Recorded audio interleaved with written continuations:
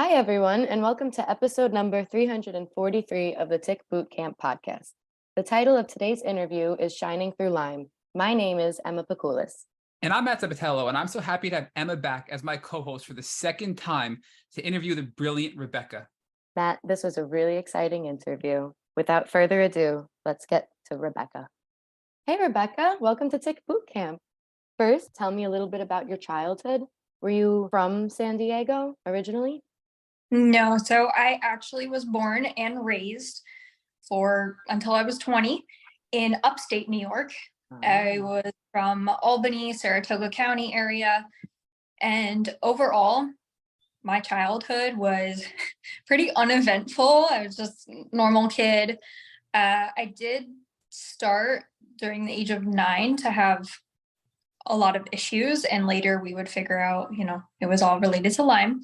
But my childhood was normal. I was a very artistic kid, very intelligent. From what my teachers have said, it was like normal suburban life. Okay. So you said at 9 was when you saw the tick bite, your first one. I read. Yeah, so I was playing at a park, and I had never even heard of what ticks were, but at this specific park we used to play at, there were signs posted of pictures of ticks, and it said Lyme disease, and it had a picture of a bullseye rash, and like a park for kids. And so as we were getting into the car, my mom noticed that on the back of my neck, I had a tick embedded in me. And so immediately we drove to the nearest Walmart. They went to get some tweezers, and I remember sitting in the car like crying because I have this bug like in the back of my neck. Of course. And so I'm like sitting there waiting for them. Then they come out, and then they just yank it, which now I know is not the greatest way to remove a tick, but I'm cringing, Rebecca. I know. So that's what they did at the time. And after that, I started having some issues, but it was very not until years later, it's 5 years later, where I had issues. But I started getting migraines here and there. I started fainting here and there, but it wasn't so bad, So you never fainted until after your tick bite? No. Okay. Okay. And all of those symptoms developed over years? Yeah, over a few years. When I turned 14, I was in middle school, and I think maybe puberty. There's a couple factors that I think played into it. I think puberty. I think getting my wisdom teeth extracted. I got mono, Epstein-Barr. So all those things, I think in combination, really brought the infection out of whatever was going on. And then I also had gone to a fall retreat with my religious organization at the time, and it was up in the Adirondacks and all those ticks, and I think that I probably got bit again as well.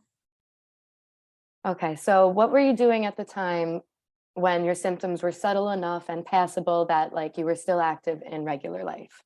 Like you were social, you were a runner? Yeah.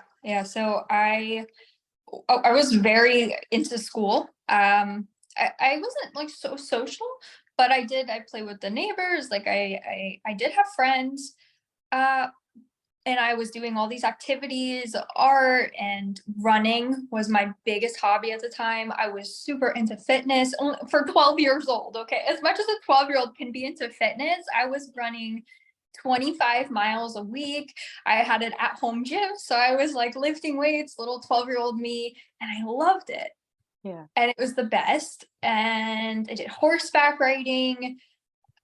I was pretty active for the most part. Yeah. Rebecca, I'm gonna just chime in here because I have so many thoughts running through my head already from just the first couple of minutes of you and Emma talking. So when you were bit at 9, you said you were at a park and there were signs. Can you just tell us exactly, what part of the country and what part of the state were you in where you were seeing these signs? Because a lot of states don't even recognize, chronic Lyme or take Lyme seriously. So I'm very impressed that they had signs, frankly. Yep. Albany County in New York. So upstate, there tends to be a lot of signs specifically around the Albany area. where it has like a warning sign saying with a tick, picture of a tick, a picture of a bullseye, and it says like warning, Lyme disease or tick infections. And it doesn't really say what to do. It just says warning. And then you were in the mountains and probably got bitten, reinfected. And nobody, when you went to the mountains, talked about tick prevention, using some sort of tick spray, what to do tick checks. There was no talk of that. No discussion about being in a high risk environment in New York State. No, nope, not at all. So you get bit when you're 9, you're reinfected when you go to the Adirondacks, then you have a dental procedure, you have your wisdom teeth removed. And we know dental procedures are big triggers for Lyme patients because it releases all of this bacteria into your bloodstream, and it's a huge burden on your immune system. And for me, I experienced my first symptom right after a dental procedure. So that's really common in the Lyme community. And then you had mono, right? Epstein-Barr virus, which is another opportunistic pathogen that's a trigger. So here you are, your poor little body from 9 to 14 is just getting beat up. You got 2 tick bites, probably, maybe more. You're getting an opportunistic virus with Epstein-Barr virus and mono. You're getting your teeth, your wisdom teeth done and having all this bacteria flooding into your bloodstream. And at 14, you can't take it anymore. But before we get to 14, to Emma's point, I mean, did you even know what Lyme was, how serious it was? Did your parents ever talk to you about it? And was it something that was taught to you as a child about the risks of tick bites, Lyme disease, and how to take proper precautions out when you're out in nature? No. In fact, I used to make fun of it. I would say like Lyme as in like Lyme. I was like, oh, Lyme disease, because my grandmother's dog had it or something like that. And I don't know, it was like a play on words. I was young. I was like, oh, Lyme disease, that's so funny. Like, and my grandmother was like, no, it's really bad for the dogs. It hurts them and they're in a lot of pain. I'm like, oh no. So I only knew about Lyme disease in dogs, and I knew that it came from a tick.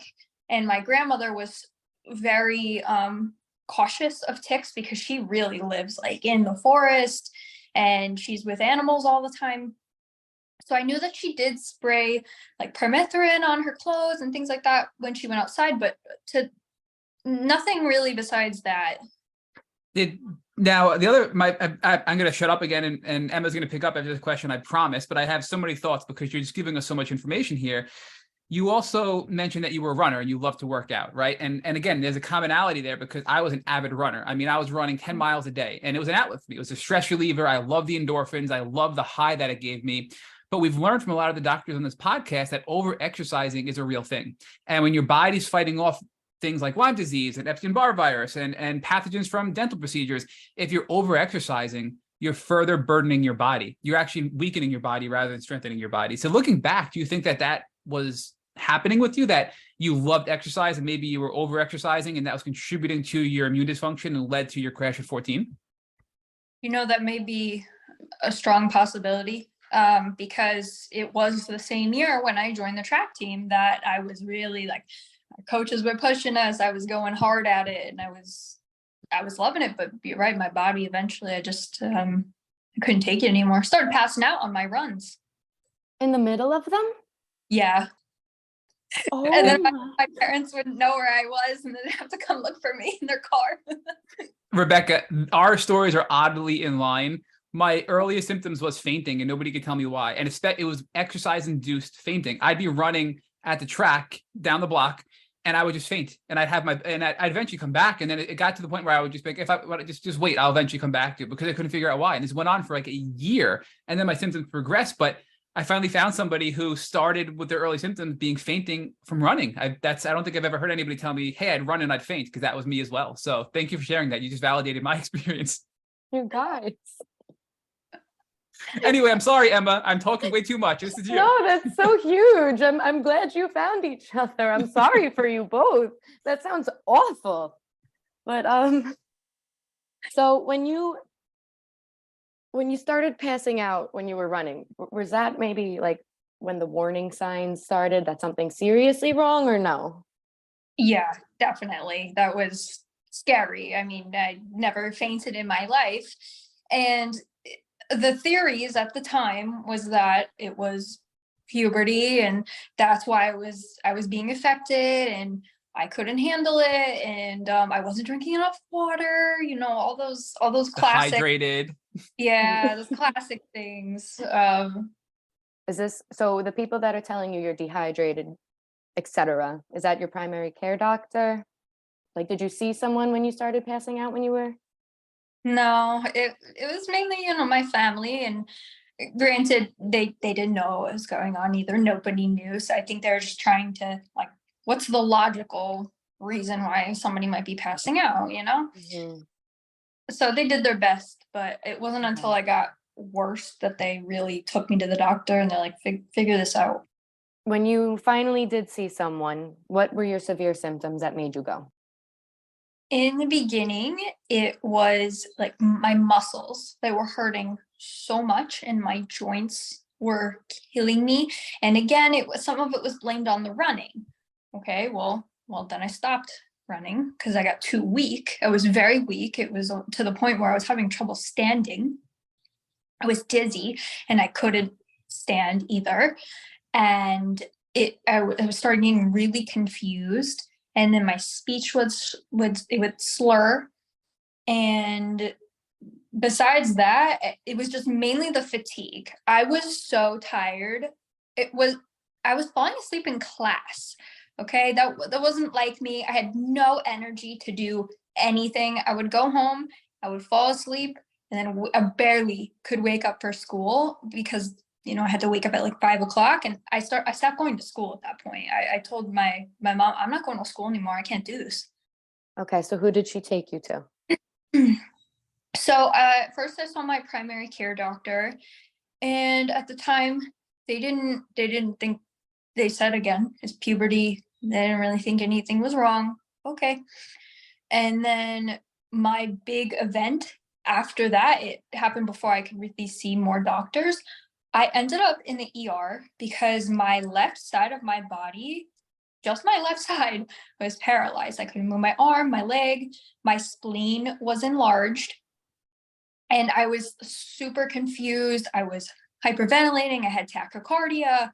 And at the time, they were just shoving Ativan at me and trying to get me to calm down, saying, your daughter's having a panic attack. We don't really know what's wrong with her. This is not something, like, there's nothing wrong with her. There's no reason why her body would be paralyzed. This wonderful experience. First time I was really gaslighted. Literally. This is Yeah. awful. This is See, oh. little me. And so my mom goes on Facebook and rants about it. And she's like, I can't believe this happened with my daughter at the hospital. And so it just so happened that a woman that she knew was a doctor. She was a pediatrician. And she said, this sounds like Lyme disease. Bring her to see me. And she's like, okay. So that's what we did. Before you saw her, you were hospitalized 2 more times or 1 more time? I was hospitalized so many times. Oh, so okay, so many. Over the course of like everything. But by the time I saw her, I was in really bad shape. How long was your left side paralyzed for? What made it unparalyzed? It was I think it started in the morning, and then it was just the whole day. I couldn't move. I remember my parents telling me, would you get up? Like, why are you on the ground? Get up, get up. I said, I can't move. I don't know. And then I was panicking. Then they called an ambulance. I went in the ambulance.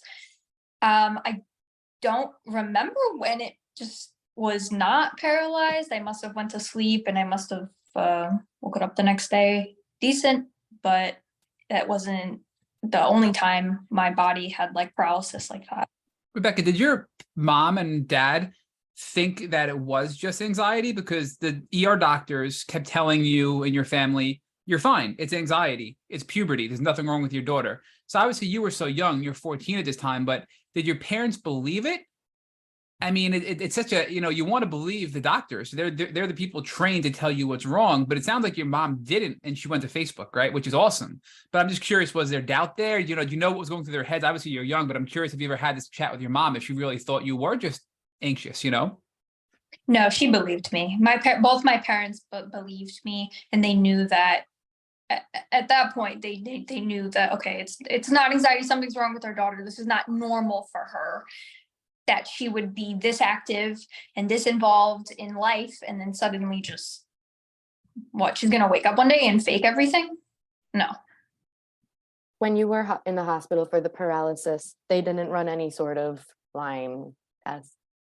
I'm sure that they did drug tests, I'm sure that they did basic tests, but nothing that came back, no. Did this woman that commented on your mother's Facebook post ultimately become your Lyme specialist?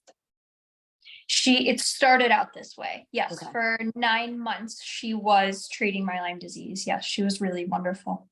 Okay. Did she test you for anything other than Lyme?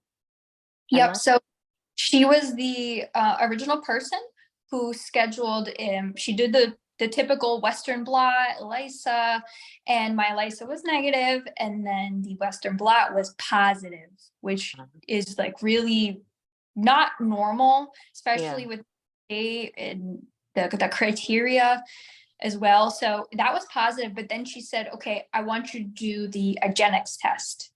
So that one was not covered by insurance. We did pay out of pocket for most of it. Some of it was reimbursed, but she tested me and I was positive for Babesia and Bartonella and the Lyme. Do you remember what else she tested you for? I think she did, that's pretty much it. I mean, I had Epstein-Barr, and then later, years later, I found out that I had Rocky Mountain spotted, Coxsackie virus, and then mycoplasma issues as well. Okay, so you find this lady, this doctor, and where do you go from here? What's your plan? You start on antibiotics? Yep. The first thing she puts me on is Septin, orals. So she puts me on Septin, and then she puts me on azithromycin together. And it's just, she also did probiotic, and I think some other supporting supplements as well. Nothing too crazy, just basic like vitamin D or omega, stuff like that. And I didn't see anything improvement. All I saw was that my stomach was just really upset, not happy. I was puking every single day. I couldn't handle it. I'm like, I have all these horse pills that I'm taking, so much medicine every day. And I was just getting worse. I was not getting better. I didn't want to go to school anymore. Over the course of a few months, I just told her I'm not going to school. I'm not doing this. I'm way too sick. And I just continued to have a spiral until eventually the doctor says, okay, I think you need somebody who can give you something that I can't do. And then she was also at the time, this was back in 2011, 2012. So they were going after doctors in New York State who treated Lyme disease. And they took her license away from her because she was treating Lyme patients. So she got it back eventually. Everybody held like a giant fundraiser for her. I believe there's legislation in place now that they can't do that, but it was brutal. It was so horrible and I felt so guilty. But she really did the best that she could. She was an amazing doctor. Did you just do Septin and Azithro with her, or did you change up your antibiotics with her, or no? At that time, no, I did not change up the antibiotics at all. It was just those two. Steadily for 9 months. Yeah. What's so interesting, not interesting, it's really sad, but the fact that your doctor was treating people with Lyme disease and helping them get their health back, and then she lost her license, right? And that happened in many decades ago, 30 plus years ago, with Dr. Bercca was the first one out on Long Island, and he had to raise over $1 million in legal fees from his patients to just keep his license with a slap on the wrist. And he eventually stopped treating medicine because he just didn't want to deal with that risk anymore. So it's interesting when people say, oh, well, New York has so many cases of Lyme disease, there must be a ton of Lyme-related doctors. And I'll tell you, on Long Island, there aren't that many. Some are popping back up in New York City, some, but I believe that's because doctors don't want to help Lyme patients because they know they spent a ton of money getting their MD, right, their medical degree. and they have a risk of losing their license and being blacklisted in the community. So we don't have doctors that can truly help us because of all the politics behind it. And that's really sad. And I feel like you got caught up in the middle of that, Rebecca. So, Yeah. knowing what was going on, did you ever doubt your diagnosis? Because I can tell you at some points, like when I got diagnosed by my first doctor, and it was in a hospital, and I got lucky enough to have a positive Western blot and ELISA, and then I saw a traditional infectious disease. He gave me 21 days of IV antibiotics, and I still wasn't better. He said, it's not Lyme, it's got to be something else. And I believe that, right? I really just believe that, like there was something else wrong with me, but there wasn't. And that was a significant delay in my healing journey because I believe these doctors. So when your doctor was being attacked for treating Lyme patients improperly because chronic Lyme isn't real, right? The whole justification behind taking these licenses away was because chronic Lyme isn't real. Lyme is cured after a short course of antibiotics. That was the rationale behind all these doctors losing their licenses. Did you start to doubt your diagnosis because you weren't feeling better? Like, where was your head at this point? Well, I never doubted my diagnosis at all. I never doubted the validity, what I was feeling. However, there was instances where she said, okay, I really can't handle this. I got to send you to a specialist just in case. I need to make sure your heart's okay, cardiologist. I need to make sure your brain is okay, neurologist. So I had to go to these specialties. And during that time when I went to these specialists, brutal. They were horrible. And I was a young kid, a teenager. And they made me doubt myself. I had a neurologist at that time. I was getting closer to the point where I needed better, like just more intense care. I was in a wheelchair at this point, and I had a neurologist burp in my face when he was giving me his the neurological exam. I had a cardiologist tell me that I was just anxious and I needed medication. And this was after your Lyme diagnosis, correct? This is after you had a positive Western blot Lyme disease test. With your history of a tick bite on your neck, being in the Adirondacks, and all these other things that are clearly indicative of you suffering from late-stage Lyme disease, right? Mm-hmm. Exactly. I mean, so you had all these doctors telling you it's not Lyme disease, but yet you still knew, which I think is awesome because I doubted myself. So I mean, that's a testament to your strength, Rebecca, of how confident and strong you were at just 14 years old, and how strong your family was as a support system to get you the care that you need. So to Emma's point, if you can go on and tell us, so you're pivoting after 9 months of these oral antibiotics and supplements and things and probiotics. You get referred out. So who's your next doctor, and what's your next course of action now that the orals failed? Right. So I went to see, and he's actually been on your podcast before. His name is Dr. Daniel Cameron. Oh, we love Dr. Cameron. Yeah, Dr. Cameron. And so we went and saw him. It was a 2.5 hour drive. We were like, let's get the heck out of Albany, Saratoga. Nobody can help us up here. Let's go down to Westchester. So we took the drive and we went to see him. There was quite a sense of urgency as far as at that point they had a wait list, like most Lyme physicians at that time. And they're like, okay, we can get you in like ASAP. Like, when can you come down? And we went into his office. I saw him, and he really is like a fantastic doctor. Okay.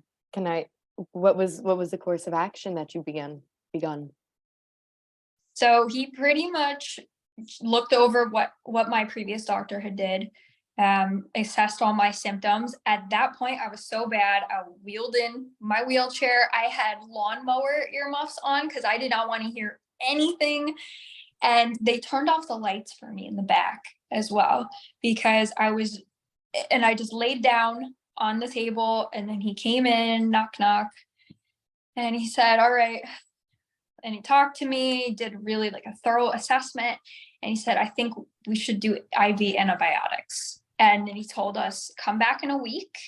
We're going to get you started. We're going to put your PICC line in, the catheter for the IV antibiotics, and we're going to start treatments. What were your symptoms at that time? At that point, I was losing my hearing. my vision. I was blacking out. I was fainting, dizzy, nauseous, vomiting. Really, psychologically, that is when I really started to, it became scary. I was having full on neurological psychiatric symptoms. I had ended up in the psychiatric hospital at that point, right before I saw him.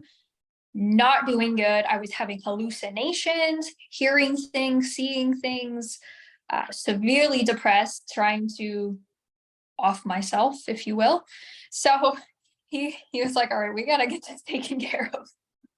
Rebecca, can I just jump in here? Because I think, first of all, thank you for being so brave and sharing that you are having these severe psychological symptoms, because so many people are insecure about that, myself included, right? At some point, where I don't want to admit that I had these psychological symptoms from Lyme disease, because somehow it makes it less legitimate because of how controversial the disease is. So I just want to take a point to tell everybody listening that psychological symptoms with Lyme disease are very common. And hallucinations are very common. I had them. The one hallucination, the first one I ever had, and it's very detailed, but I'm going to share, I was holding a dead rat with a whole bunch of alive rats running around me, and I'll never forget it. It scared the crap out of me, right? So Allie Hilfiger, in her book, and we had her on the podcast, she shares, she ended up in a mental health institute as well because she had all of these psychological symptoms, which that ultimately led to her diagnosis of Lyme disease. But these are very common things to occur hand in hand, where the neurological, effects of Lyme disease cause psychosis, they cause hallucinations, they cause depression, they cause anxiety. So I feel like at this point, even more so, doctors are saying to you, hey, it can't be Lyme disease, right? Is that what you're getting even more pressure from? Because now you're ending up in a mental health facility. Are they just saying, hey, look, you're crazy. It's not Lyme anymore. You treated Lyme. You had antibiotics for 9 months.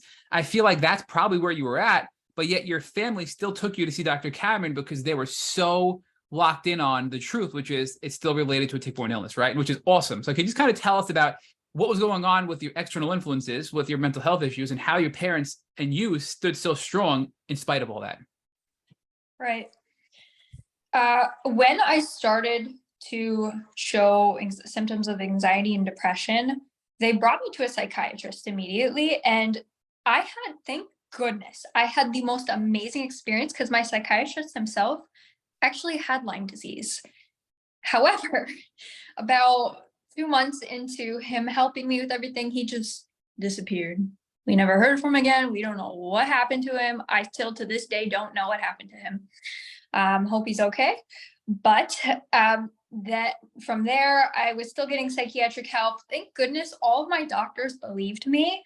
However, every time without fail, I went into a hospital, whether it was psychiatric or non-psychiatric, they just made me out to be like I was crazy. So my first time I was put in the psychiatric hospital, they were just baffled. What is wrong with this girl? They actually thought my parents were like, they were going to call CPS on my parents. They thought I was like, they're being neglected. And so they put me up from the psychiatric center to the neurological institute. They did an EEG, or like the thing with your brain. EEG, yep. EEG, correct. So the EEG, they did it, and everything was like normal because I don't have epilepsy. So the doctor looks at me and he gets up really close to my face and he slides over. He says, "Are you not getting enough attention at school?" I was like, "What? I don't even go to school." How did your mom not slap him at that point? I'm shocked your mom didn't just full off hit him at that point. My dad was so agitated. He immediately said, "Get my daughter out of here. I'm taking my daughter out. We're checking her out. I do not want her in here anymore." He was so arrogant, that man. Like, that one really sticks out to me. So they thought I was. Of course it sticks out to you. Off my mind. Oh my God. Every serious medical institution gaslit you along the way. Yeah, but I knew what I was feeling, and I knew that, like, no, I may have some issues now because I'm sick, but I know that at that age, I'm shocked that I knew, oh, these big adults they don't know what they're talking about. was wild. Well, kudos on your perseverance and your authenticity to yourself and knowing and standing up for yourself. Mhm. I'm sorry. Okay. Back to Dr. Cameron. Did he retest you? Is he who found the Rocky Mountain? Right. Yes. Yes. Yeah. Did he begin treating you before testing you or while waiting for results because you were so sick? Yeah. He began treating me with what he had right there and then. He started, and his approach was very interesting. And I noticed he would rotate like every few weeks. I stayed on the IV antibiotics, but he Okay. would use oral antibiotics and interchange them because he was trying to target the like he would use things like Tindamax and Flagyl and Mepron to target like the Babesia Bartonella component while using the antibiotics, more particular for the Lyme, like the IV. So he would switch things in and out every few weeks. It would change them up, and that was an interesting concept to me. But I really, it's what got me better. So what were your IV antibiotics? What other antibiotics did you take with him, if you remember? And Right. also, how long were you on each antibiotic for before he would switch one out? Like, was that consistent where he would like do like cyclical periods, or if you weren't responding to one, he would stop it? Right. So I was constantly, the entire duration that I had my PIC line, I was on IV Rocephin, so Ceptin, the IV form, Okay. and then oral wise, I was never on any other types of IV. I was only on Ceptin, and then for orals, it would be switched out every 2 weeks. That is when I would see him. Generally, every 2 weeks, sometimes a month. It depends. He looked at my symptoms. It was kind of saying, okay, do we want to get her to have a Herxheimer reaction? How are you doing? What's too much for your body? Are we not doing enough? Because every time I would go in every 2 weeks, I would had to fill out the symptom chart to kind of see what's going on. And I was on supplements as well to support my body at the same time, doing different detox methods as well. But IV and the antibiotics, antivirals, antiparasitic were the main part of my treatment. Rebecca, I'm just going to jump in. So you said IV antibiotics, obviously the Rocephin, but then you said antivirals as well. Were there other IVs you were getting pushed beyond the Rocephin antibiotics from an antiviral and antiparasitic standpoint, or is it just no? So it's really more oral on that side, right? Yeah. Okay. So it's the IV Rocephin and the orals. And then you said that you were doing things for detox as well and supplements, right? So I just feel like it's a really important part that I wish I had.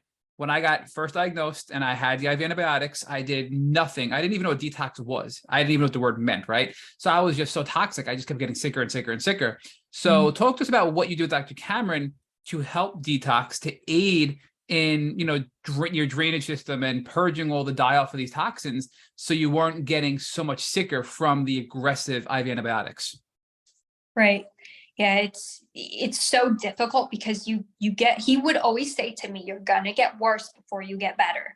You're gonna have these reactions, these Herxheimer reactions, and your body is really not gonna be happy. So one thing he really, really stressed to me, at the time I was too young to drink, so alcohol wasn't even a part of that, but he said, no sugar. And it killed me because I loved sugar so much. He said, don't do it. And then I told him, well, I started eating sugar-free stuff. And he said, no, that's worse for you. So I was banned from sugar.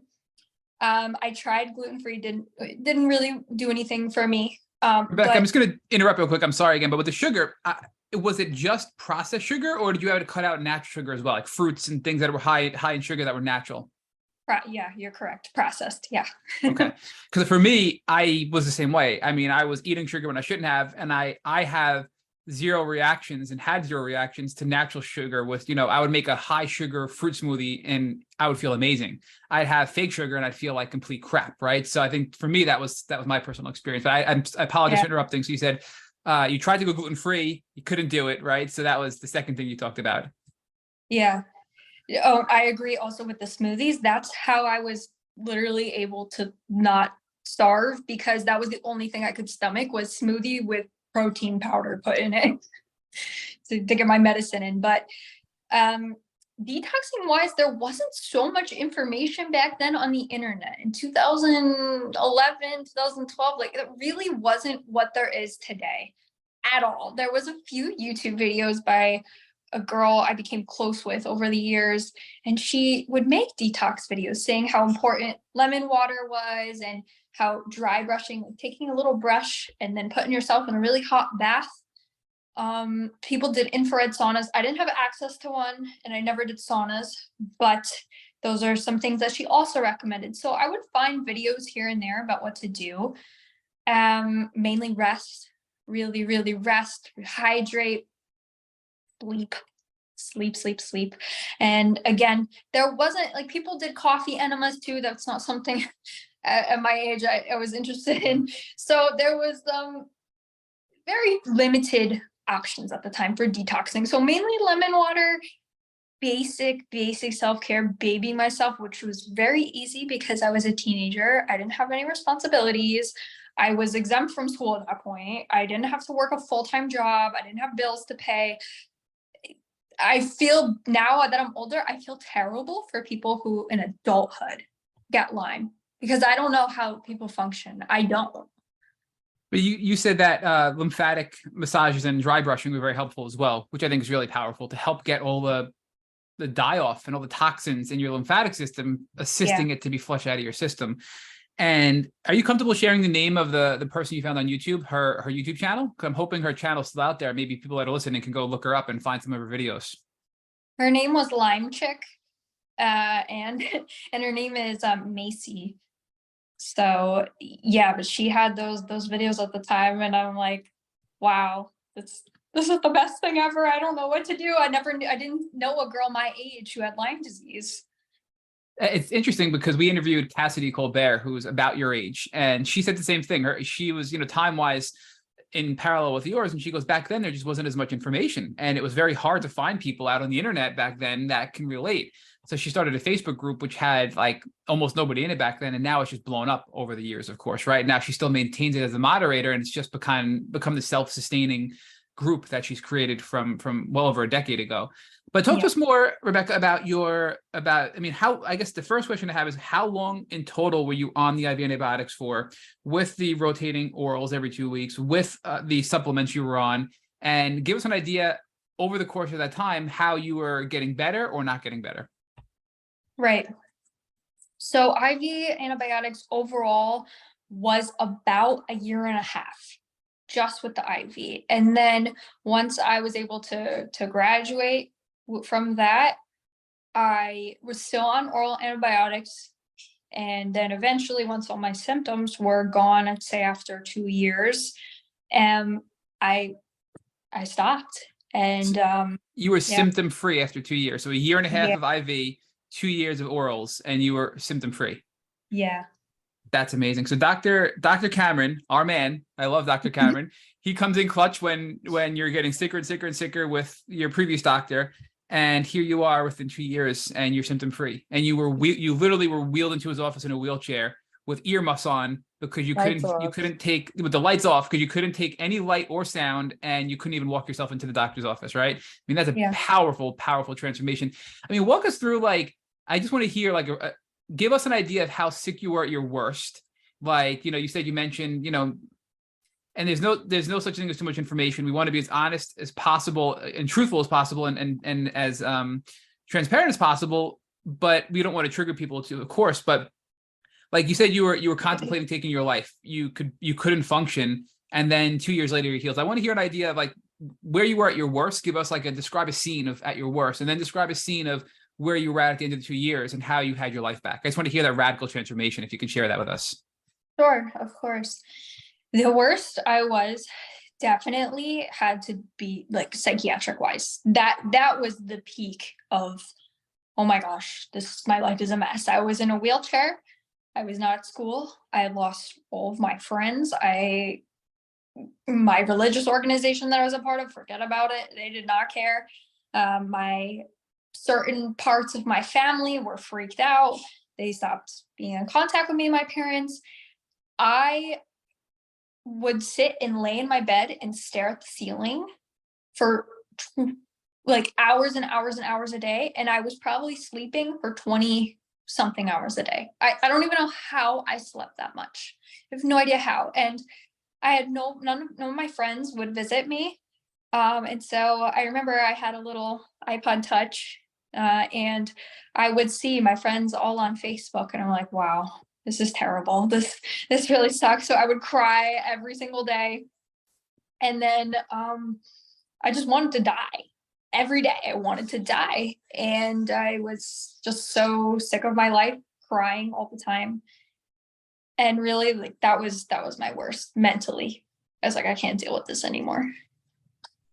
And switching over to my best, 2 years later, I decided that all my fake friends that I had at school, I'm like, I don't want to be at school anymore. So I was able to finish my junior year of high school. And at the end of the year, I put in a request to drop out. Like, I'm like, I don't even want to go to my senior year. These people, it's a waste. It's not going to be good for me. My school was mainly about sports. And I'm like, what am I going to do? Like, I need to be able to take care of my health. Gosh forbid anything happens. Well, I ended up overdoing it, but I went to college the next year for my senior year of high school would have been. I went to college full time. I was working full time between 40 to 60 hours a week, which Wow. overdoing it. And I had an apartment. I had got my first pet.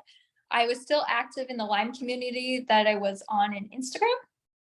So like being a very strong advocate, really just dive deep into my hobbies.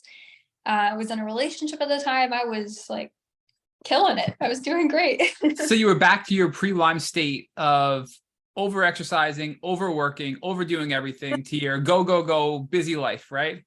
Yeah, we have a pattern here in my life. But Rebecca, so obviously, I mean, that was a great contrast that you just described. But I just want to touch back. I'm going to back up a little bit. You mentioned that your I think it was your church group and some of your extended family treated you differently. Was it because they didn't think you were sick? Is it because they doubted you and your parents that it was actually Lyme disease? What was the tension there? Because if you had cancer, I can't imagine them treating you the way you described they treated you. So I think there's got to be some sort of like either A, they didn't believe you, or B, they just simply didn't understand, right?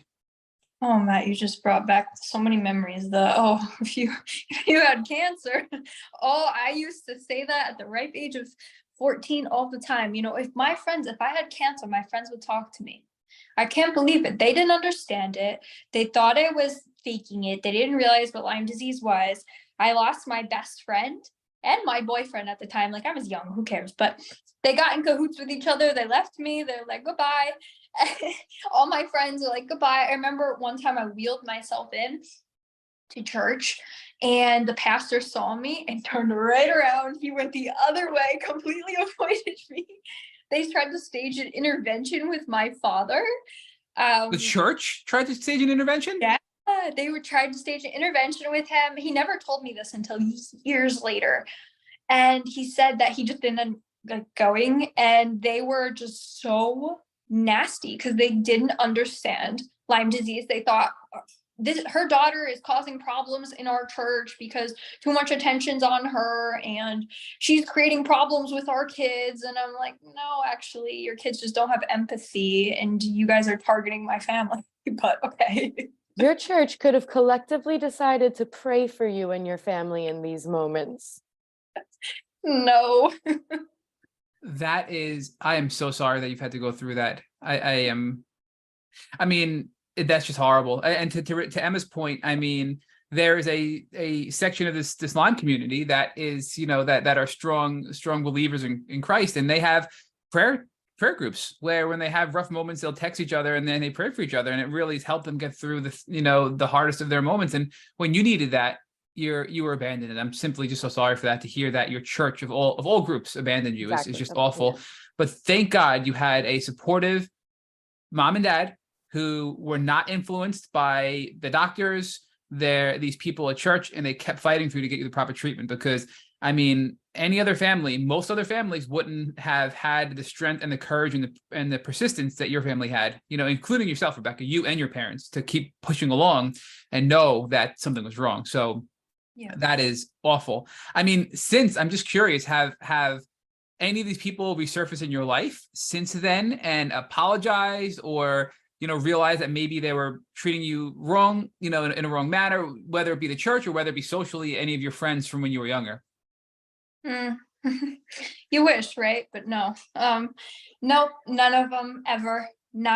Nobody. And there was so many people that acted this way, and I never got an apology. In fact, it was worse because years later, after I didn't even know these people anymore, they would comment on my Instagram because I was like very active in a Lyme disease community back in 2012 to however long still today. And I saw, like, I made a post about PTSD, and my ex-boyfriend literally didn't follow me, nothing. We had each other blocked. And somehow he was able to get maybe another comment saying, "Oh, I did research about PTSD, and only war veterans get PTSD." And I'm like, for real, you crazy? Yeah, the trolls on social media, never mind when they're just random internet trolls, but when it's an ex-boyfriend like that, it's just awful. I mean, the problem that I see as an outsider looking in, first of all, I'm so sorry that you've been treated this way. And again, I'm thankful for your family, and I'm thankful for your strength, but I'm sorry you had to go through this. But I look at this as these things that happen when people speak up and they're vocal and they share their stories and they get attacked. And you get attacked by people that you've known, past romantic partners, you know, the trolls on the internet. Sometimes you get fed up and people just give up. And we've heard, I have friends that I've made in the Lyme community that were great advocates, you know, out there on social media, that have just shut down shop because they can't handle the haters. And that's the part that's so sad, because, you know, I get it. It's triggering. It's hard. It activates our, you know, fight or flight nervous system response. But these haters are really holding us back from getting the word out in the way we could if there weren't so many people. I mean, our good friend Danny Tiger did a post about detox, and it blew up. I think it got she was just telling us last week, got over 3 million views. And the amount of hate she got from it put her into a flare. She was doing well, and now she's like, you know, look, it just, I couldn't believe how mean and hateful some of these comments were from people. I just saw it because of the algorithm on Instagram that didn't understand Lyme and just started attacking her about a simple detox video. I mean, it's really, really sad that that's where we are. So again, thank you for not giving up and continuing to advocate. Here we are, we're 10 years later, and you're still a force to be reckoned with. And you're helping us raise awareness and advocate. So I just want to point out again your strength. And I digress, Emma. I keep jumping in. I apologize. This is such a great story, Rebecca. I mean, sad, but so powerful and inspirational, Rebecca. You are amazing. Yeah, thank you. Thank you. No, definitely. So, okay, so you stopped seeing Dr. Cameron because you were symptom-free. You felt, so, like, in your own words, you felt great at that time. You were thriving. You were in an apartment. You were working full-time. Okay. And did it ever start to hit the fan? Yep. So I'd say at the end of the year, at the end of my college year, I didn't even get a chance to finish out a full year. It got too much for me. I couldn't go to my morning classes anymore. I was sleeping all the time, started feeling very yucky and fainting again. And I was like, oh no, I know this feeling. I know this fatigue feeling. And so I went back to Dr. Cameron and I told him all my symptoms. And at the time, he was like, you know, Rebecca, I don't think this is Lyme anymore. He says, I think you're dealing with like things that are post Lyme that come after this. And I was not prepared for that. I was not prepared for like, hey, my body's going to get damaged from all this neurological, the way it impacted me. I never thought that I would deal with something after I kicked the infection. And so we didn't know what it was. He made a few suggestions like dysautonomia. I'm like, I don't know what the heck that is. And shortly after that, I was hospitalized. like very, I took a fall down the stairs, and it was 20 steps. I ended up in the heart attack stroke unit, and they didn't know what was wrong with me. They thought I was dying. They moved me up into the cardiac unit. I stopped breathing, and then they called a code on me. There was 20 people in the room. It was not good. And then once they had me stable, they said, don't get up, don't go to the bathroom, don't do anything. What did I do? I got up, I went to the bathroom, I fell, I hit my head, I stopped breathing again. My heart was in the mid 200s. Nobody knew what was going on with me. So I posted, of course, on my little Instagram Lyme chat, what the heck is going on with me, guys? I feel like I'm dying. Help. People said, look into POTS, look into dysautonomia. I told my doctors that, and they're like, oh yeah, sure. That was the beginning. Feed it to them. Lyme diagnoses, like dysautonomia journey. Yeah. Did you see Dr. Cameron when you got this POTS disorder, or was that not his specialty anymore? No, after that, I didn't see him, because I was like, you know what, he's right. It feels like Lyme, but it's not Lyme. But even today, like years and years later, I still wonder. I'm like, do I still have Lyme, and is it not being treated? Am I just, once again, I know why people put Band-Aids on it, because one, either they don't know, or two, it's cheap. It's cheap. Your insurance will cover it. It's cheap to just throw stuff and put Band-Aids on it if your insurance covers it. Really, like if I were today to go start my journey over again as an adult, I would be in severe medical debt. Rebecca, I just want to, I want to ask you some questions. And, unfortunately, some of these things are going to be just your opinion, right? Because I don't know that we have enough data to answer these questions yet. But I think back, and, Dr. Alan McDonald, who we've had on this podcast, another guy from Long Island, New York, he did a study, and he's a pathologist. He does autopsies and studies tissue samples and blood samples. But he did a study on a man who was treated with antibiotics, 10 years straight of various oral antibiotics for Lyme and tick-borne illnesses. And he had IV antibiotics in there as well.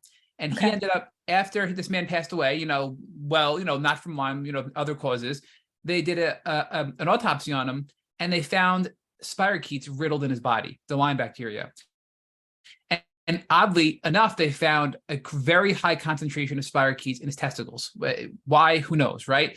So my thought is, once you have late stage Lyme, a lot of leading Lyme doctors are saying you're never going to fully eradicate the microbe, the spirochete, the pathogen, right? It's in your body. It's just kind of at bay because your immune system is managing it. And it's there, just like you have Epstein-Barr virus. The Epstein-Barr virus, you had mono, which gave you the Epstein-Barr virus, and you have it in your body for the rest of your life because it never goes away. And when your body's compromised, it comes out and it can make you sicker, right? So I think that's kind of how Lyme disease is for me, and maybe for you. And debate me if you don't agree, because we don't really know. And this, the whole debate is chronic Lyme an immune response? Is it persistent infection? Is it something else? Now, I believe all the above. I believe chronic Lyme can trigger autoimmunity like it did for me. I believe chronic Lyme persists, that the bacteria persist, Borrelia burgdorferi, plus the other things you get from various co-infections. But what are your thoughts? Because it sounds like you're now of the belief or the mindset that Lyme is out of my body and I'm dealing with damage from it. Or do you believe that the Lyme bacteria was there, but sort of like at bay, and it was kept in a corner because your immune system was so healthy? And then because you were working so aggressively, you're working so many hours, you were a full-time student, you were just living life and overdoing it, that your body couldn't manage it anymore and you crashed. Like, what are your views on that? Give me your thoughts. Right. I still struggle to really know, which is crazy because I'm so in tune with my body. But a part of me thinks, oh my gosh, like the distinctive feeling of that Lyme fatigue, I know what it feels like. But I know that deep down, like I may not, like the second time around, third time around, I may not have that same fatigue with Lyme. Like, who knows? Like, it's so hard to know, like, what is a result of Lyme? Do I still have the active infection in me? The answer is probably yes. It's probably there. Like you said, my immune system is probably keeping it at bay. But in the meantime, I feel like it's so hard to really just be in constant treatment and to feel like just horrible. When you're actively treating Lyme, really you just break open the door and everything comes out and you feel worse. Yeah, we've been, Rebecca, developing patterns. So Rich and I are starting another podcast, and we're calling it the Lyme Freedom Formula because, and essentially it's a fancy word of saying we've developed patterns over 350 interviews that have led to success in people from chronic Lyme. And we, again, we're corny because we're corny old guys, right? But we're naming this PARM. So it's, prehabilitation, assist, which is the kill, right? Assist is really getting, helping your body, assisting your immune system in removing the pathogens. Rehab, which is the recovery piece, and then M is the maintenance, right? So we break it out and we can go into it deeper, but I feel like you were very successful in most of those phases. I mean, you were complementing your treatment, so you weren't having too bad of a herx, and you even, but when you got to the rehab, you didn't rehab. You came to symptom relief and you just went full force, guns blazing, and you didn't rehab yourself, and I'm not trying to be critical because I've made, I've there also, but I'm trying to use our framework that we put together based on success stories on this podcast and apply it to your journey, right? So I feel like the recovery, the rehab phase never really happened for you. So you never made it to the maintenance phase, which allows you to kind of maintain a symptom-free remission state, because now you're just maintaining your health with maybe herbal supplements or nervous system regulation techniques, or maybe just, whatever it is, proper sleep, proper diet, and things happen. Of course, you can never live a completely stress-free life. But I just feel like, using that framework, I guess first give me your thoughts on our framework, this prehab, assist, rehab, and then maintenance model, and be honest, because we always say we don't pride ourselves in being right. We want to have good, valid information to help people. So, and we're not going to be offended if you don't like it. And let me know where you think you fit into that, and if maybe you agree that in the rehab and the maintenance phase you just went too hard once you got better because you wanted so desperately to be normal again. Right. Yeah, that's exactly what it is. I really do like that model. I think it's so true that the rehab part is so important. I think a lot of Lymies are guilty of like the skipping the rehab part because deep down you got to take care of your body, but you've been down for so long that you want to get back into it and then you go a little crazy. And I think that is something I struggle with. And after I got COVID back in July, I started noticing like, oh, I haven't felt like this bad in a long time. So it was the first time in years where I stopped thinking, okay, maybe this is dysautonomia and, oh, maybe my Lyme is back.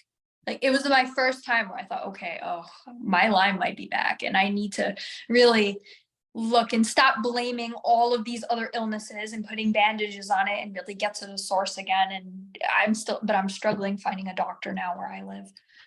Yeah. So I'm going to say, so like for me, I feel like you had a really good beginning part of your journey, but then, you to have that balanced sort of approach moving forward. Now you're at a part of your journey where you need somebody to have maybe a more gentle approach, not as aggressive as IV antibiotics, but more of a restorative approach where you can use a variety of, tools. I mean, people have used peptides, people have used, SOT is more of an assist and a kill, but even just immune modulating herbs, it could be herbal tea, it could be, vitamins, it could be, I love nervous system regulation techniques. For me, they've been very powerful because I never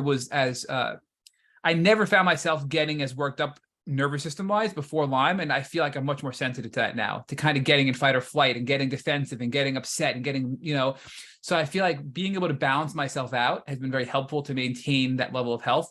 So, I mean, would you agree that now you're looking for somebody to partner with to help you balance and maintain the gains you've made and not go backwards? Like, what are your thoughts? Or do you think you need more kill protocols and you need to go back to the assist phase of our PARM formula?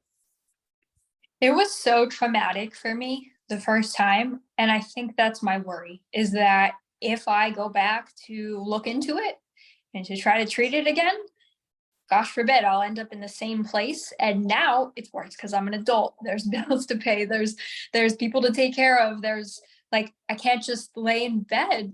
As an adult, like that type of treatment today for me would be detrimental to my life. And it scares me to like think that I could be in that place psychiatrically again, even though I know it's a low probability that would happen. It terrifies me. So I want to dig deeper on this, but I don't want to lose context of your story. So from Yeah. the time you kind of got sick again to the present date, because now you're 26, right? You were just finishing up college. So some years have transpired there. So did you ever go back to kill treatment? Did you ever go back to IV oral antibiotics? Just can you kind of give us a recap of those couple of years to the present date? Because I do want to talk to you about the fear of going backwards with treatment again, because that really resonates with me and my personal journey as well. But I don't want to lose sight of your whole story, because your whole story is very powerful. Yeah, no, that's okay. So over the years, I didn't do anything for Lyme. It's quite the opposite. I watched my husband, him do Lyme treatment. We actually met because we had the same doctor, Dr. Cameron. So No way. That's so funny. That's so cute. he was coming up from the city and I was coming down from upstate New York, and we were both meeting at Dr. Cameron's office in the middle in Westchester. And we met online as well. Like we realized, oh, we follow each other on Instagram in the Lyme group. Did you physically meet at his office, or you knew each other online beforehand? Yeah, and then I made Dr. Cameron like a little frame, and he goes, "Oh, I always wondered who made him that frame, like who made him that picture." Wow, what a awesome love story, right? I mean, that's wonderful. I mean, so Yeah. That's a whole nother topic there. So you've really been helping your husband, and we're going to get to that in a second. I think that I would love to hear you and Emma talk about the romantic piece, because that's so hard in itself, finding romance when you're sick, right, with Lyme disease. But if we could just quickly talk about the fear piece, because it sounds like you kind of just sort of did little things here and there and just kind of had some ups and downs and bumps in the road. And now you kind of figured out, well, should I do more? Can I do more? And you're no longer symptom free, but you're kind of managing your symptoms, it sounds like, right now. Is that an accurate assessment of where you're at today? Yeah, I'm not symptom free, but I can't tell what's going on.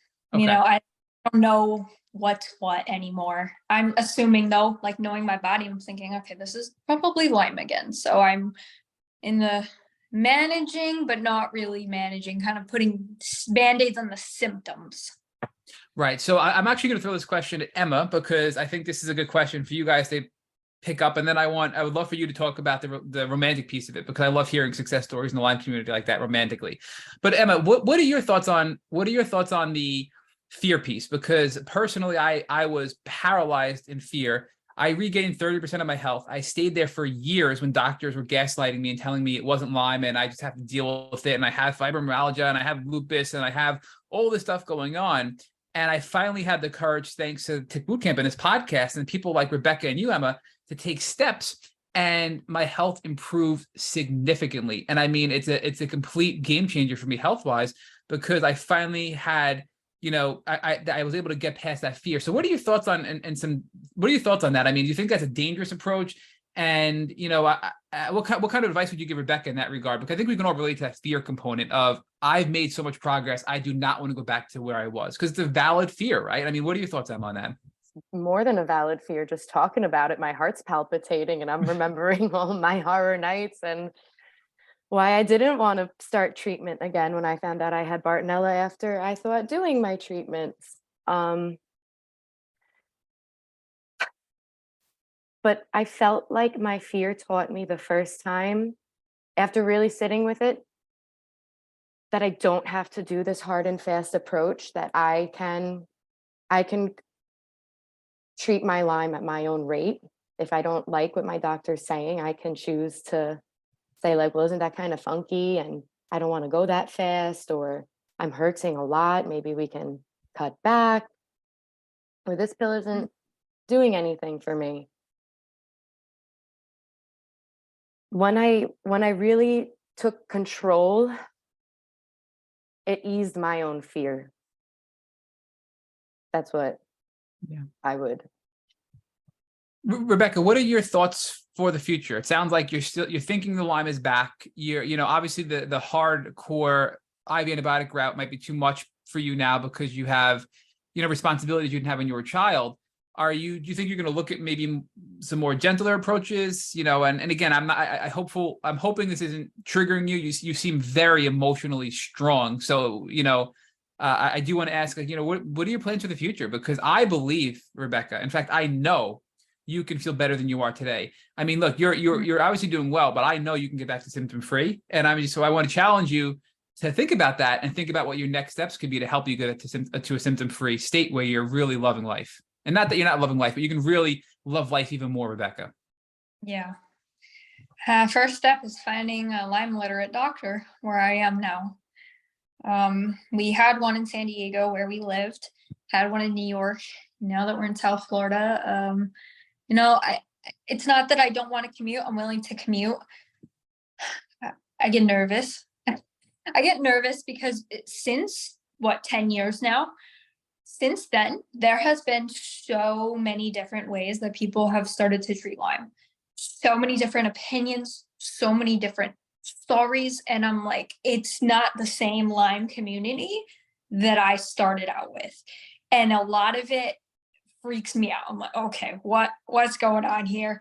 And so I don't know what to trust, what not to trust, where to put my finances, where to put my time, my energy. So it's going to take a lot for me. It's going to take a lot of researching. It's going to take a lot of maybe diving back in and asking for questions, like help and advice, but at the same time, taking everything with a grain of salt and making those decisions. Because when I was a child, I wasn't making decisions. Like I didn't get a choice of my decisions. I was just led by my parents to do what they felt was best, which ultimately was. But now that I'm an adult, like Emma said, I'm responsible for like the decisions that you make. But also, when you are so sick, you'll take anything. Like you'll do anything, especially someone like a doctor that knows what they're finally talking about. You will do anything. So it's all like, it's all. Yeah, Emma, and I just want to say for Rebecca, obviously Emma, Rich, and I are here for you offline, personally, to guide you in any way we can based on our experiences. Our community's here for you. Everybody listening to this podcast, I'm sure, would be happy to chat with you. And, look, this is something I look at this as a lifelong journey where I'm a different person today because of my experience. And I'm constantly looking for ways to improve my health, no matter what, even no matter where I'm at in my journey, I'm always going to be looking for hacks and ways to optimize my health. And now, Rebecca, you're just at a state where you're looking to find a practitioner to partner with to give you more tools to help continue to improve your health, right? So I think it's a really beautiful place you're in, where you're working, you're married, you're living in Florida, and you're hearing this podcast. And this has been an amazing interview, such a hopeful, powerful interview. But I know we've been on for a while. I'd love for you and Emma to talk about the romance piece, because we've had not many. We've had a couple of people come on and share that they've had some great successes despite their chronic Lyme journey. And I just want you guys to talk about, how that happened and give our listeners some tips and tricks to have a successful romantic relationship, and also let them know that they are deserving of it. Because I think the biggest thing people share with us privately is, I don't feel like I deserve love. I feel less than because I'm sick. I am not quote unquote healthy, and therefore nobody can love me. So if you could just talk about that and then give our listeners some tips and tricks, and you guys could just kind of have a little discussion about the romance piece, because I think that's a really unspoken part of this journey, the loneliness of it when it comes to being an adult and romantically speaking.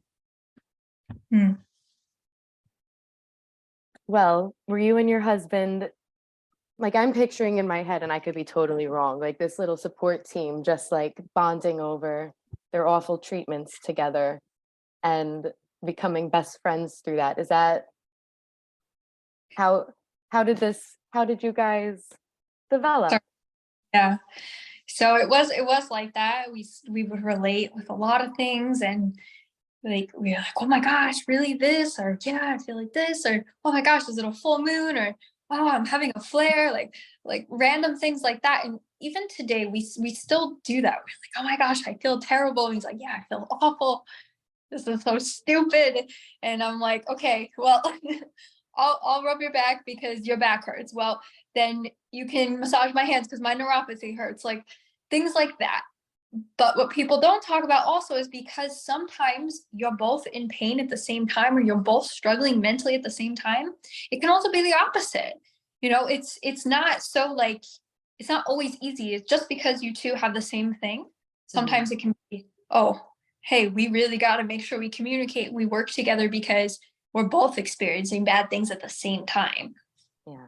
It can go either way, but we supported each other because he's relapsed twice since I've been with him, and both times he needed IV antibiotics for almost 2 years, and so we've been together for 7.5 years.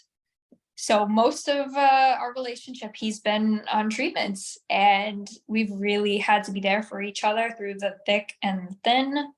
But at the end of the day, like we really do care for each other, and I could not imagine being with somebody who didn't have a chronic illness. Yeah. My boyfriend, we met, we're together about 4 years, a little over.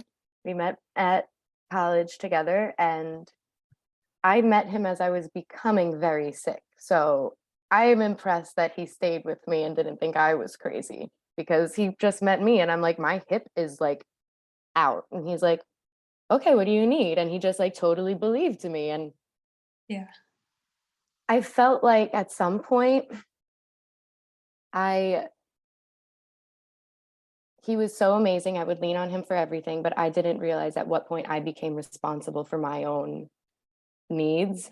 And at several points, I was aware that I needed to recognize and check in with myself. I'm not doing well mentally, and it's not his job to fix it. It's my job to fix it. And that's something that has been huge in our relationship, because it's so hard to just tell someone how you're feeling when you don't know how you're feeling, and saying what you need. And he's always been really receptive, but sometimes it's just really hard to say what you need without wanting to. We're long distance, and it would hurt my hand to hold the phone, and I would feel awful saying I can't talk right now. But communication, I've learned, but also really finding out where you are every single day. That was huge for me, and being honest with myself about where I was. But Yeah. Whether you're able-bodied or not able-bodied, I feel like there are some people who don't, when they don't have Lyme, and a person with Lyme, you try to date, they don't get it. There's no empathy. They're like, what is this? Or like, they'll call it Lyme's disease. Or they'll be like, oh, okay. Like, thinking that they can actually blow it off as if it doesn't exist. I've met people like it doesn't exist. It's not there. Oh, well, I don't see it. And then there are people who have a lot of empathy, and they either care too much, where it's just like they're trying to really get involved, and you need to really like do it yourself, or they're just like it's like about finding really a good balance in somebody who works with you, because you're never going to have a perfect person. But communication, I know everybody says communication, it's like a blanket statement, but you have to express what you need. And over time, I also realized, like, my husband is not a doctor. He's not a therapist. And as much as I need to lean on him, like, he can't fix all my problems, and vice versa. Like, that would be unfair. And I think that it's an easy trap to fall into, but it's hard because you're so vulnerable, and you really want like another person, like at such an intimate relationship, to understand. And dating is very hard with a chronic illness. Yeah. I think that would be the most important thing at the end of the day, is that they understand. You understand each other, but if someone is not with a chronic illness, that they understand what you need with a chronic illness and what life must be like. And I just want people listening to know that you're worthy. Just because you may not be where you want to be, you are further along in your journey than you were at your worst, and you are worthy of love. And I think it's the most important message here. And I mean, our listeners obviously can't see us. This is an audio only podcast, but I was smiling the entire time you guys were talking, because it really is such powerful advice. So thank you for being so personal with your stories, both of you, on that piece. And I do just want to get into what you're doing, Rebecca, today, because one of the reasons why Rich and I and Emma are huge fans of you is because I am just so in love with the art that you perform. I mean, I call it art. I mean, I hope, but I believe it's true art, what you're doing. So it's rhinestone art, right? I mean, you're creating these really beautiful pieces of art and you're sharing them with the world on social media. And talk about putting a smile on my face. Every time I come across one of your posts, I just smile because they're so beautiful. So talk to us about how you got into this world of sharing such joy and happiness through art with the community and how it's helped you in your journey. Yeah. So in the beginning of my Lyme journey, back when I was a teenager, I always liked really pretty sparkly things. And I came across crystals one day. I'm like, oh, I want to start putting crystals on everything. Because, I was home and I wasn't at school and I was bored. And so I was coming up with all these different projects. And I'm like, okay, let me start doing this. So that's when it started, my love for crystals, when I had Lyme. And then as I got older, it continued. And one day I'm like, you know what? I really can't do much, but my hands, they still work. I was on disability, still struggling in that department a little bit, but I was like, I need to try something. So I started doing rhinestone art. And then along the way, I said, you know what? Really my brand, like every month I was donating to a different Lyme organization, like a little bit what I could. Like, why don't I just start having other people tell their stories and just like fill out a form? I have a form on my website for people to fill out. I also have like a blog with like sources to all the possible Lyme information that you would ever need. I like really try to have that there. And then I started having, I think so far I've had 4 people. Right. And I said, in exchange for sharing your story, like a little post, like I will make you a cup. At all, you can have it, whatever, like no charge, like I'll send it to you. And I know that it's super important to be hydrated when you have Lyme. So I was sending people little cups for sharing their stories. I mean, I got very sick after COVID. I kind of slowed down a little bit with posting. So I haven't been able to do as much, but that was something that I was doing for a while. And I have like a whole highlight bubble sharing random Lyme facts, mostly reposting, because I'm not gonna like provide so, like any information for myself. So I'm like reposting things from different Lyme accounts to show any of my followers, my customers, like, hey, here's some information about this you may not know. That's Yeah. awesome. I'm on your Instagram right now and I'm looking at your Lyme bling, right? And it's just beautiful. And I love your tagline in your profile caption where it says blinging since 2012. I mean, that's just a cool tagline you got there. And I just encourage everybody to go check you out. So what is your handle? I'm probably gonna. I don't even know what it is. I'm gonna say it incorrectly. Can you just give us your handle, your Instagram handle, so people can go check you out? Bijou by Becca, BIJOU by BECCA.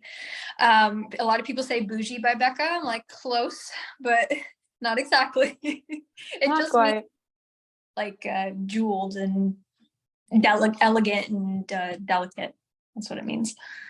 Rebecca, are you still looking for people to come on to be interviewed by you on your blog? Are you, should we do a call to action here for people listening to say, hey, look, Yeah. if you want to share your story, reach out to Rebecca, or are you temporarily suspending that? No, yes, please. I'm definitely going to be doing that. There may be a little delay on getting the cups out to everybody, but I would love to do that again. Like it was such a wonderful experience with the 4 different people that I did it with. I was like the best. I loved hearing people's stories, and so many people also that knew nothing about Lyme appreciated hearing their stories too. I'm like, you know what? I don't care if these people don't care and they're just here to see the cups. I'm like, I'm going to share it anyways. Well, Exactly. I want to be your first volunteer from this podcast. So I volunteer when you are ready to be a contributor to your blog. I will write whatever you need and do whatever you need. So please hold me accountable, and I would love to participate if you're willing to be a guest blogger. And I do want to also ask, are you on any other social media? Is there any other accounts people can check you out on? Because I mean, like I said, I on Instagram, it just brings me joy seeing your account. So are you on Facebook? Are you on TikTok? Are you on any other platforms? Thank you. Yeah, I'm on just TikTok and Instagram mainly for now. Well, the final question of our podcast is always asked by our guest co-host. So not to put Emma on the spot, but Emma, do you have a final question for Rebecca before we conclude this brilliant podcast? I have 2 questions. Love it. Can I be the second person to submit a story? And what advice would you give for someone today if they had just got bitten by a tick? Okay. So I would say go to your primary care doctor. Um, Make sure your primary care doctor listens. If they don't listen, try another care doctor, and make sure that during this time, like there's a lot of credible sources online, like Global Lyme Alliance. You guys also, the Tick Boot Camp, you guys have sources as well. iLads, there's a lot of sources. I would encourage people to look at all the different things, to be very aware with their body and listen to your body, and most of all, have support. I don't care if it's one friend, I don't care if it's one family member or somebody online. Find somebody to be there with you through this period of time, because if you get bit, it's not so easy as like, oh, let me just throw the tick off. Like, no, you gotta really, really watch your body, or else it can get a little out of hand. Yeah. Well, Rebecca, thank you so much for joining our Tick Boot Camp. I just want to share with you that I had a long day at work. I came home to this podcast. I've been looking forward to it, but I have life brought back to me. I have such energy and happiness because of your story. You're filled with hope and inspiration, and your positive attitude and your approach to helping this community is just beautiful. So thank you so much. Emma, thank you for co-hosting. As always, you were amazing. And I just want to say, for everybody listening, please, please, please go check out Rebecca's social media and check out her beautiful store and all of her beautiful artwork. And thank you again. Thank you for listening to our Tick Boot Camp interview with our guest, Becca. To our listeners, we have a call to action. First, if you'd like to learn more about Rebecca, visit her Instagram at Bijou by Becca, BIJOU by BECCA. Second, if you've enjoyed this episode of the Tick Boot Camp podcast, please share it with your friends on social media. Third, Tick Boot Camp has created a tick bite blueprint that has been inspired by the information that has been shared with us by past podcast guests. We urge you to visit our website at tickbootcamp.com/bite to visit the blueprint. Fourth, don't forget to subscribe to this podcast on Apple Podcasts, Google Podcasts, or Spotify to get your automatic episode updates of our Tick Boot Camp podcast. Please take a minute to leave us an honest review on your podcast platform of choice. And finally, if you'd like to search our podcast library of almost 350 episodes, subscribe to our email list, or share feedback, please visit our website at tickbootcamp.com. Thank you, as always, for listening.